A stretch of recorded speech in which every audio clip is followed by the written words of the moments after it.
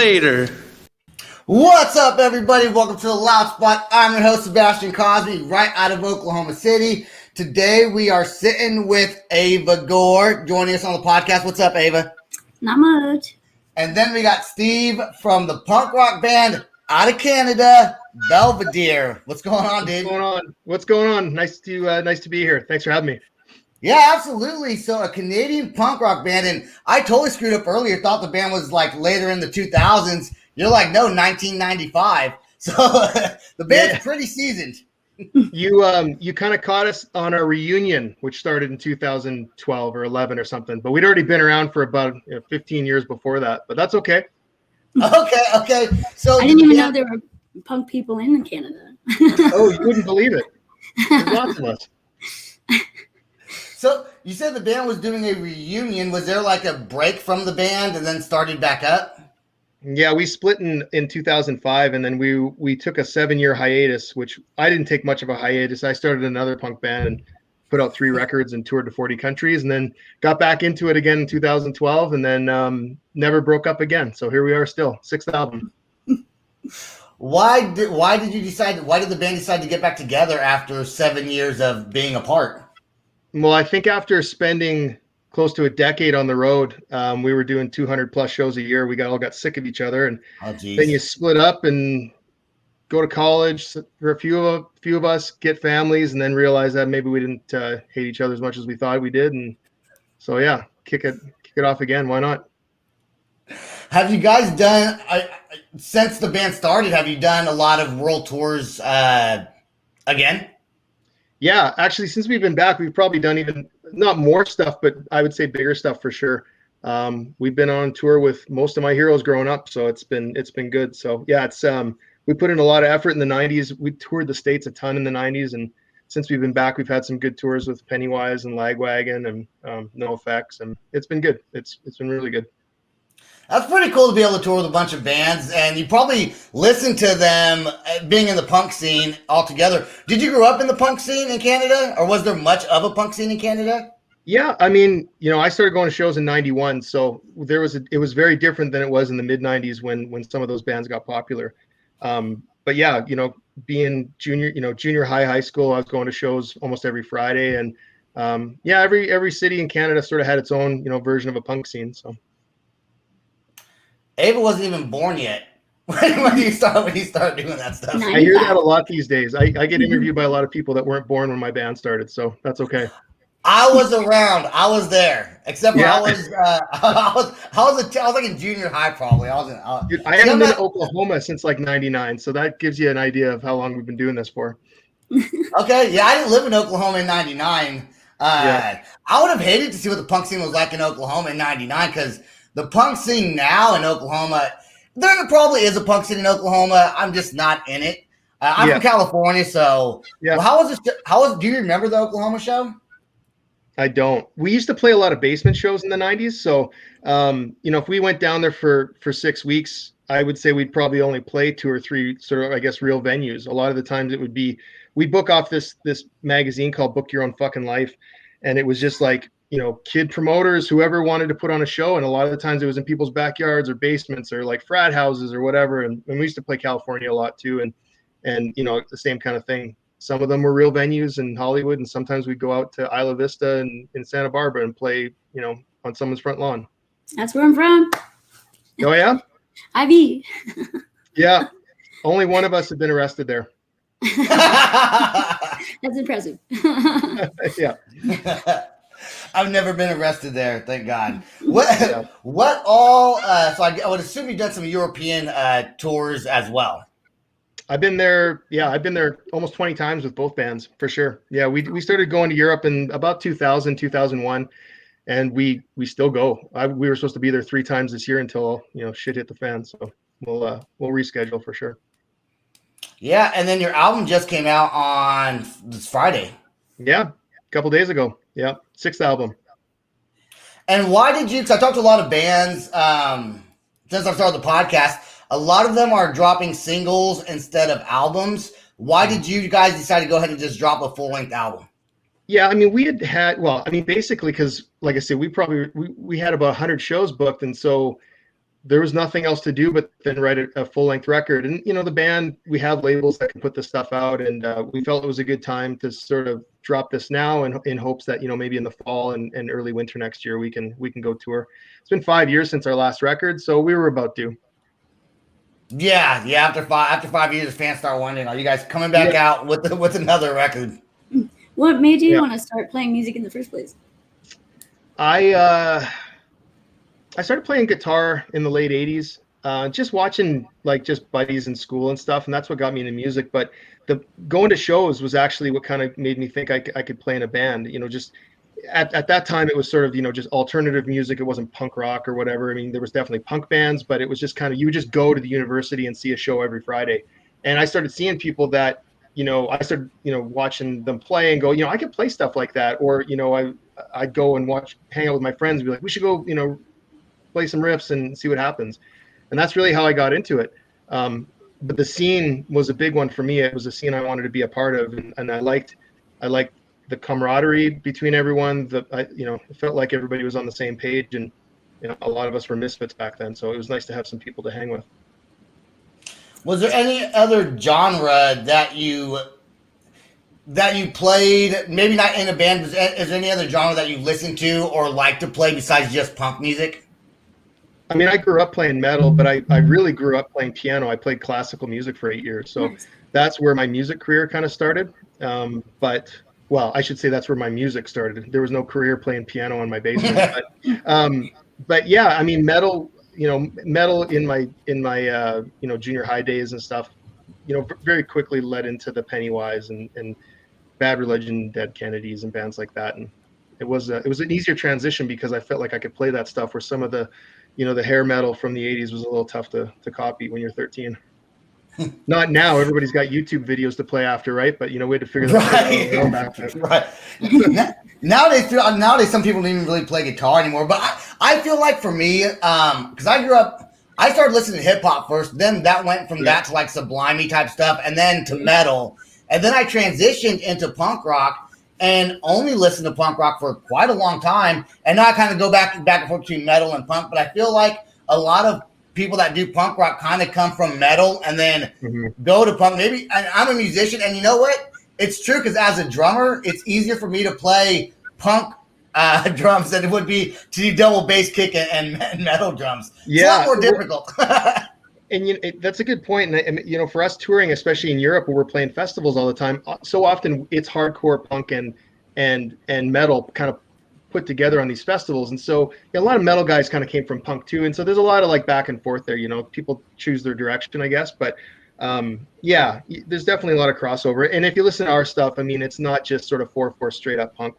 Some of it's fairly technical, and depending on whose standards you're judging it by. But yeah, I mean, I definitely like kind of sitting in the middle. Well, do you have a favorite or least favorite show that you perform? Like, is there one that just sticks out?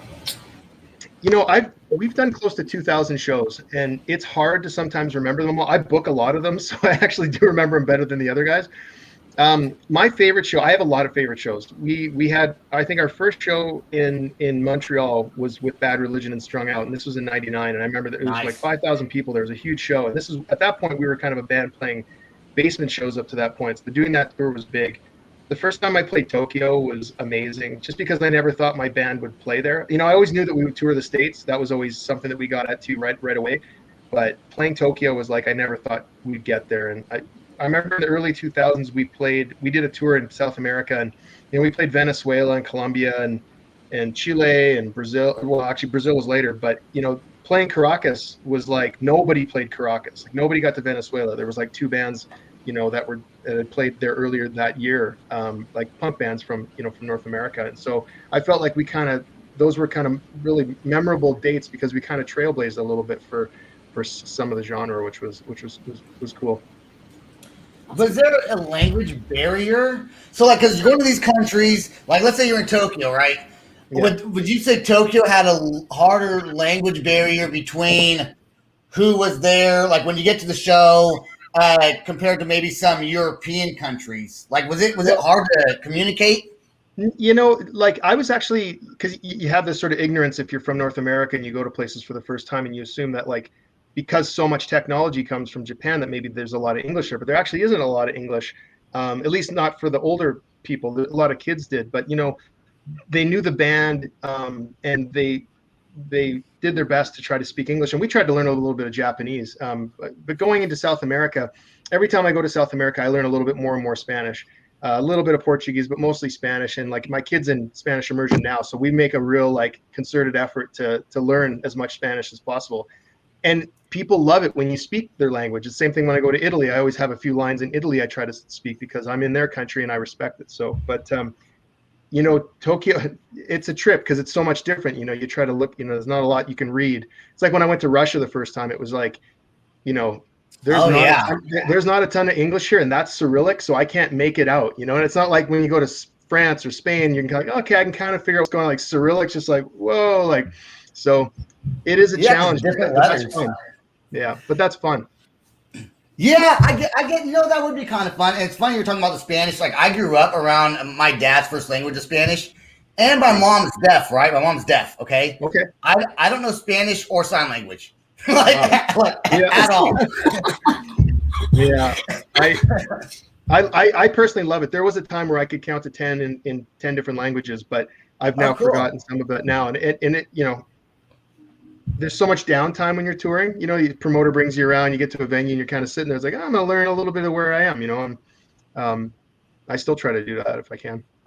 Yeah, so when you guys were touring, I would assume the band was signed to a label that set up the tours. And are you guys still signed to a label now, or are you doing stuff kind of on your own? And what's that word? What's it called? Where you're just doing it on your own?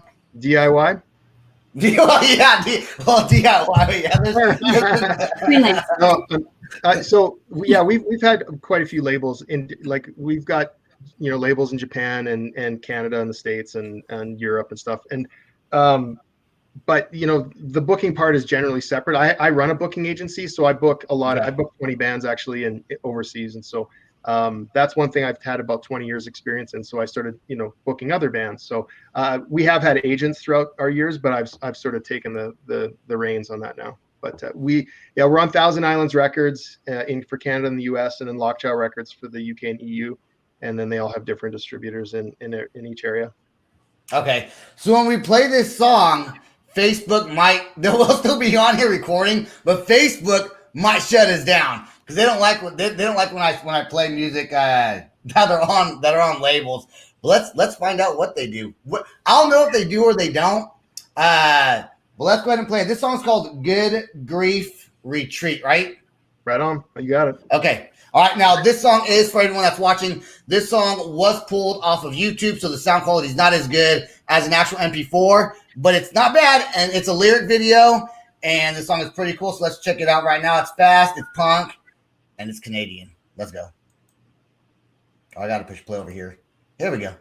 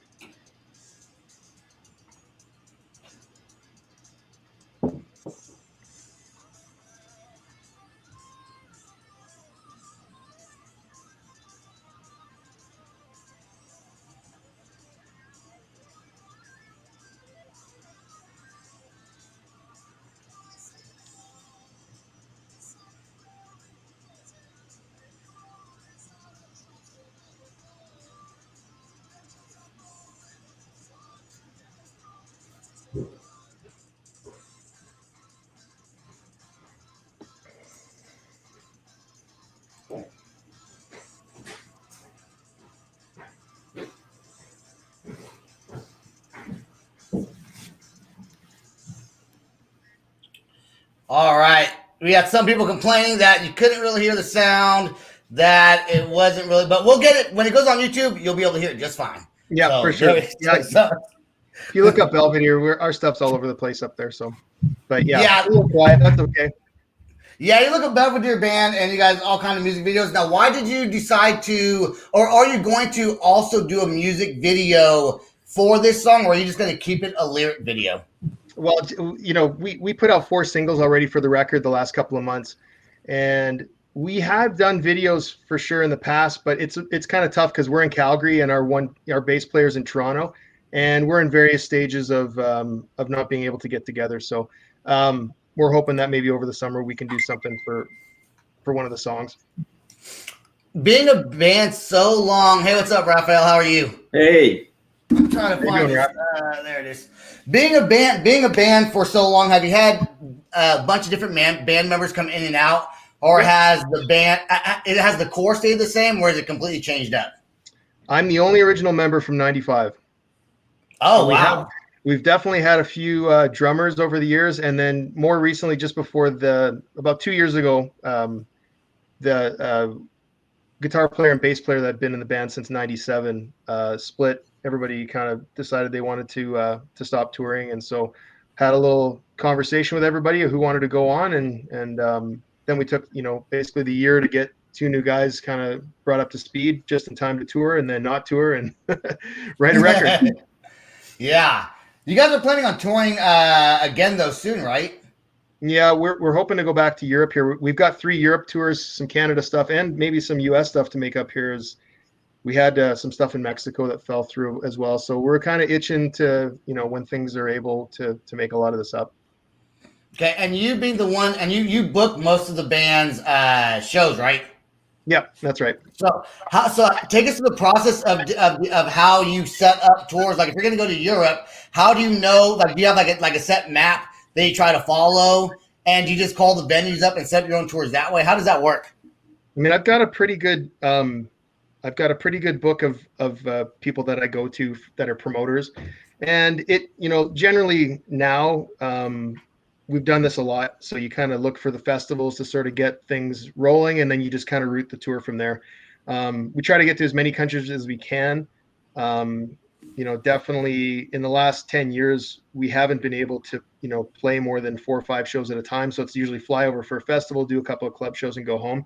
Where this time we're actually able to go over and do a month. So, you know, we can play, you know, pretty much everywhere in the UK, Western Europe, maybe as far, you know, maybe into Eastern Europe, depending on how much time we have. But yeah, just kind of route it and try to, you know, Europe's nice in that if you do it right, you can usually only have to drive 2 or 3 hours versus a Canadian tour where every major city is 8 to 10 hours apart. So it all feels awesome going over there because I don't have to spend my entire day in a van. Based on your experience, would you recommend to new bands to get signed, or do you think that they should stay independent? I think every band and every genre, it really depends. I've been on labels that are booked, you know, that are distributed by majors, and I've been down, you know, I had my own label, you know, which had limited distribution in the '90s, and every situation sort of is different for every band. You know, it kind of depends on where you are, what you're willing to give up to that label, or if the opportunity is not there. I mean, there's not really as many labels as there used to be. And given the internet, if people are savvy enough and they have their distribution channel set up, then maybe you don't need a label. Or maybe you're a new band that has no idea what to do, but you're a really good band, and maybe you have somebody that can, you know, help bridge that gap to the labels. And maybe you have a good situation there, then maybe it makes sense. But, you know, more and more I hear, you know, bands saying, fuck, I wish I hadn't signed that thing 4 years ago, or, you know, 3 albums ago. And, you know, we changed our name or we split up because there was no point. You know, we were never going to make any money. We were always going to get hosed everywhere we went. And that's never a good place to be. So that was one of the reasons why I started a management and booking companies, because I've been able to lead my bands, you know, away from that stuff. Awesome. I think you brought up a good point. I think that, and I'm going to answer that question from someone who's never been signed to a record label, right? Mhm. I think that there's an excitement when you're a new band, especially if you're young, on getting signed to a record label. And I think the experience probably helps you understand how to do things yourself without a record label being involved. Like being signed to a label might show you how they're doing it, and then as you get older, you can figure out your own way to do it. So I would assume that the experience is pretty valuable, especially if Yeah. you're young. Yeah, I mean, a record label. The thing is I think a lot of people think a record label is the be all and end all, and you've got, you know, the labels of one part of the puzzle. Sometimes a booking agent is more important. A good booking agent is more Right. important than a label.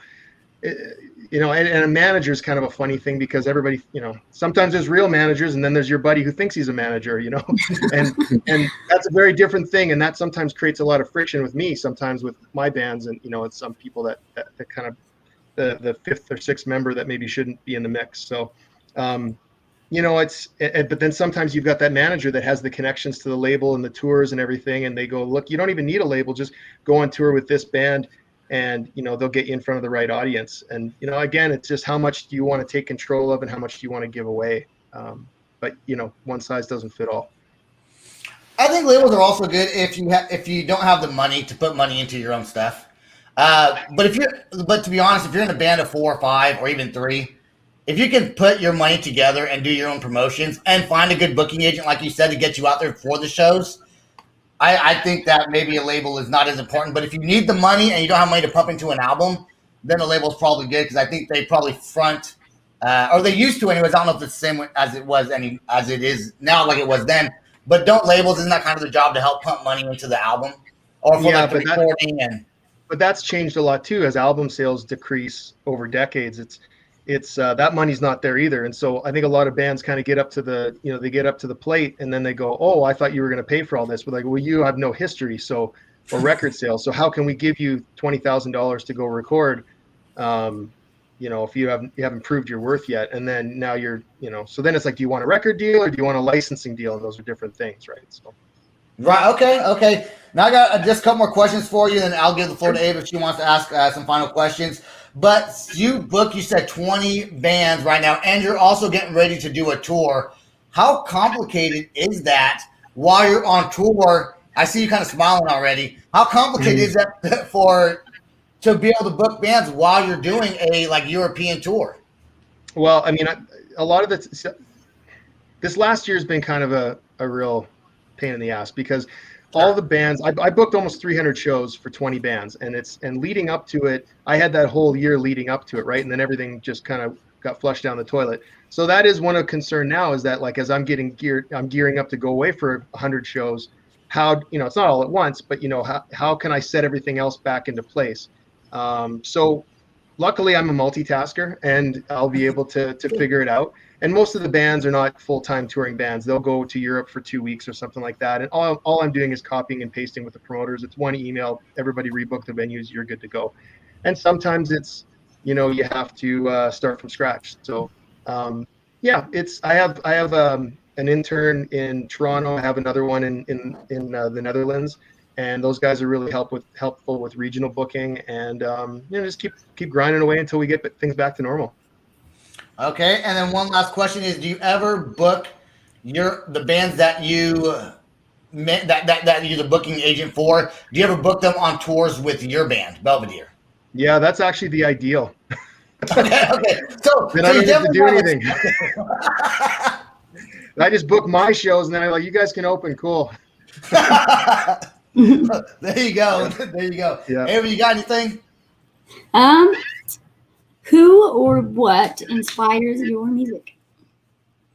I feel like my family's a big inspiration. I have a 5-year-old son, and he's made me think a lot about the world outside of my own selfish things. And I think lyrically, it's made me think a little bit about, you know, the grander scheme of things and what's next for his generation, whether it's politics or the environment or whatever. It's made me, you know, it's made me be a little more hyper focused, and it's also yeah, so it's inspired me for sure. And the guys that I play in the band with are very inspirational people, and good players and super fun and positive, and that's a big thing. But also the bands that I work with and the promoters that I work with are very, everybody really props each other up. It's a good scene. People like yourselves here that are exposing bands to your audience. I mean, that's wonderful. And everyone's just like really positive. There's a lot of bad things going on in the world right now, but this love of music and the scene around it is inspiring in itself. That's awesome, man. So it's safe to say that Fred Durst is not your inspiration.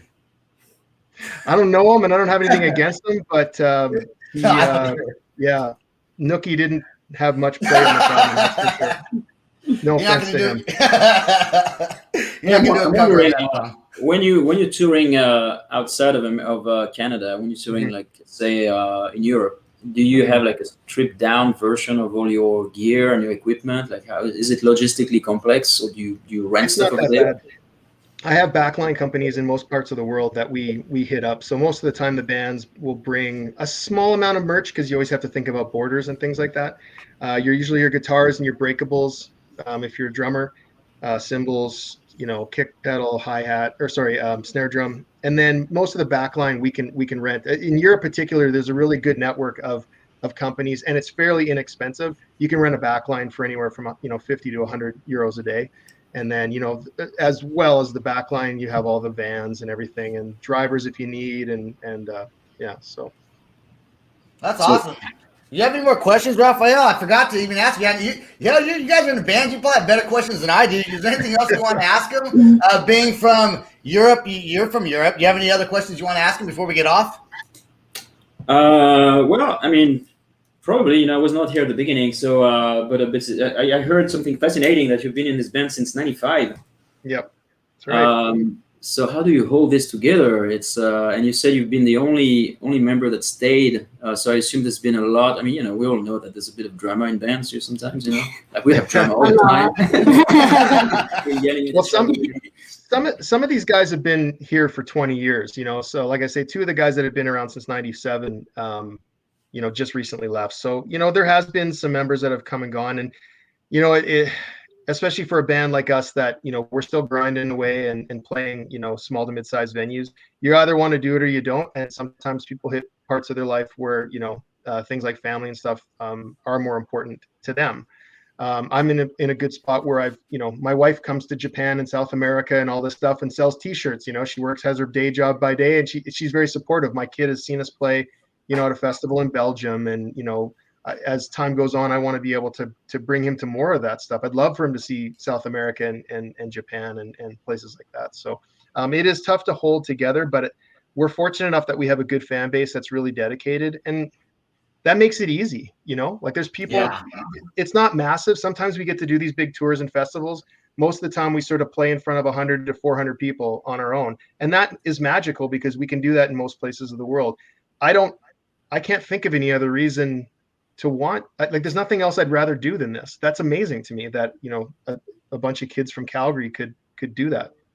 Well, what's, I look at ourselves and we always have like the next goal in mind, what's the next thing for you at the stage as you are? That's a good question. I think the biggest thing right now for me is making up what was lost last year in terms of shows. There's 20 festivals that we have to play plus club shows. So there's a lot of stuff to make up. There's some places still on my radar that I really want to play. We haven't been to China yet. That's a place I want to go. We've been to Japan a bunch, but we've never been to Australia. So that's tentatively planned for March next year.